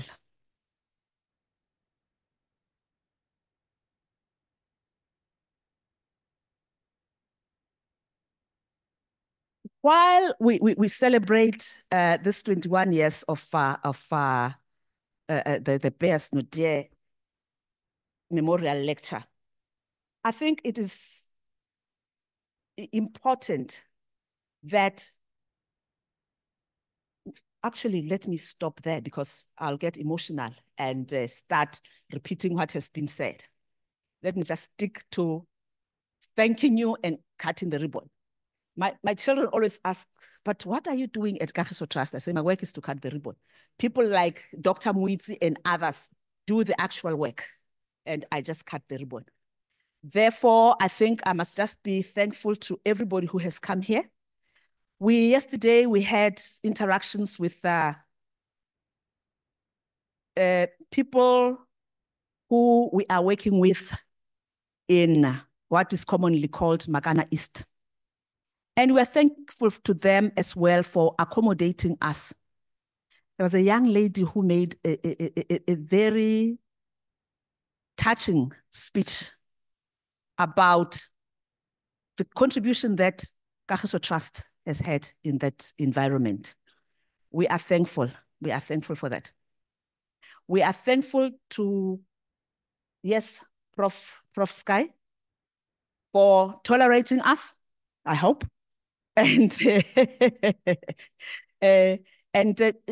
traveling this journey with us in trying to make not only Makana, but the whole of South Africa a better place. And I wish to thank you for that. And I cannot mention everybody by name or by institution, but all the people who have come here, Rhodes University students, produces leaders. That's obvious. Yes. And hopefully some of you are going to be standing on this podium and saying, I'm a proud Rhodian and I'm a leader of a relevant institution or organization around the country. As I stand here, I'm proud of Kagiso Trust.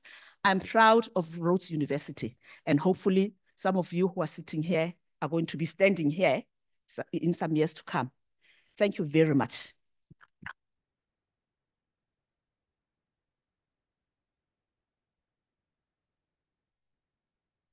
Putra, you don't talk after the chair spoken. Guys, you're released. I'd just like to ask for the Rhodes contingent and the Kagiso Trust contingent. We'd just like to take some photos quickly.